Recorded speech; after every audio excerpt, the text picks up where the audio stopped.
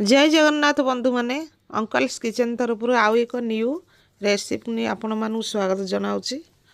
आपण मानी नुआ वर्ष स्पेशल मुझे आसी मटन ये जेकोसी रेसिपी बनाए मोर निजर इनोवेटिव आइडिया रे आज भी मटन करी बनैबी आउ एक न्यू प्रोसेस रे मु मटन पई कौन कौन सामग्री सब नहीं मोर वीडियो को देखंतु। प्रथमे आमे मटन को टिके भल भाव मैरिनेट करदबा।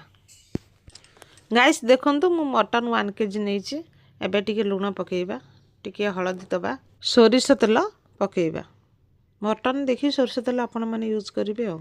टिके ब्लैक पेपर बा गोलमरिच गुंड दबा एबे टिके गरम मसला बा दालचीनी पाउडर पकेइबा काटिकी रखिथिबा टिके विनेगार दबा मांसटा मटे भल भावे नरम हवा पई एबे काटिकी रखिथिबा कटा पियाज पकेइबा टिके रसुण पकेइबा ता भल भावे मिक्स करदबा। एबे टिके हम कंचा लंका पके कंचा लंका छोट छोट चप टाइप रो काटिकी पकई पारिबे। एबे आसंतु मसला पई प्रिपरेशन आरंभ करिबा। एठी अदा नेले रसुण नेले कंचा लंका धनिया धनियाटा बाटिले टे तरकारी भल टेस्ट आस्ता टिके जीरा आ एबे खड़ा मसला दालचीनी लवंग गुजराती आ किछि काटिकी रखिथिबा कटा पियाज ये समस्त पकई ग्राइंडिंग करदबा। आसतु गाइस मोर कड़ाईटी गरम हो जाइए। एबे आमे तरकारी में प्रिपरेशन आरंभ करिबा। मांस देखी आमे सही हिसाब रे तेल दबा टिके चीनी पकेइबा टिके तरकारी टेस्ट आसे प्लस टिके तरकारी कलर भल आसीबो। देखंतु मोर चीनीटा टिके तेल सहित मिक्स होकर टिके फेण टाइप रो ऊपर को आसी गलानी। एबे आमे किछि खाड़ा मसला जीरा टिके पकेइला काटिकी रखिथिबा पियाज को पकेइले पियाजटा को आमे भाजीबा ब्राउन कलर आसिया जाए जमती तेल सहित हमर पियाजटी भल भावे भाजी हो जाए। देखंतु मोर पियाजटी भल भावे भाजी हो गलानी। एबे आमे काटिकी रखिथिबा टमाटो आ लूण हलदी ऐड करी ताको भल भावे पियाज सहित मिक्स करदबा। देखंतु गाइस मोर टमाटो पियाजटी भल भावे जरी गलानी। एबे आमे टिके रेड चिली पाउडर पकईकी भल भावे टिके मिक्स करदबा। एबे ग्राइंडिंग करी रखिथिबा मसला को ऐड करिबा। मु तो जो मसला नहीं थिला आपण माने वीडियो माध्यम रे देखिथिबे सही मसला सब मु ग्राइंडिंग कर देछि। एबे भल भावे पियाज सहित मसलाटा को भल भावे कसिबा। आपण माने सब बेले गैस रो बर्नरटा को सिम रे रखिकी ही मसलाटा को कसिबे।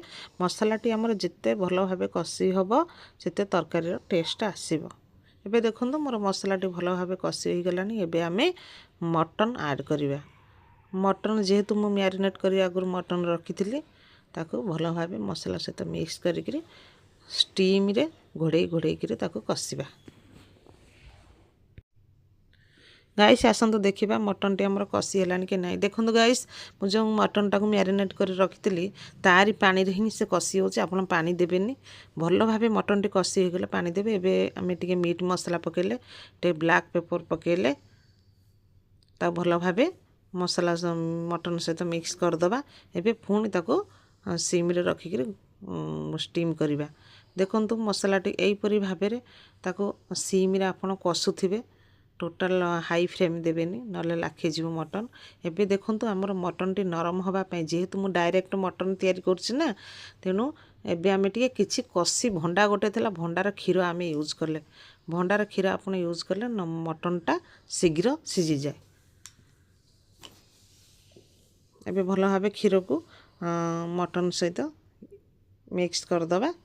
एबे पुणी टिके आमे स्टीम करिया छाड़दबा। देखंतु मोर मटन टी ऑलरेडी कसी होई गलानी।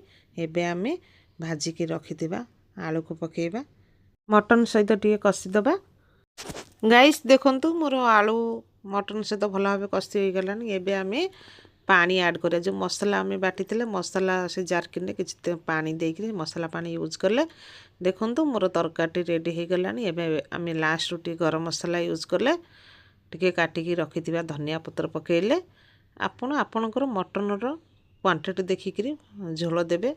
देखंतु मोर रेडी हो गला मटन करी। आपण माने मोर वीडियो लाइक शेयर सब्सक्राइब करंतु आउ नुआ नुआ वीडियो आपण मान सहित शेयर करि परिबे। जय जगन्नाथ।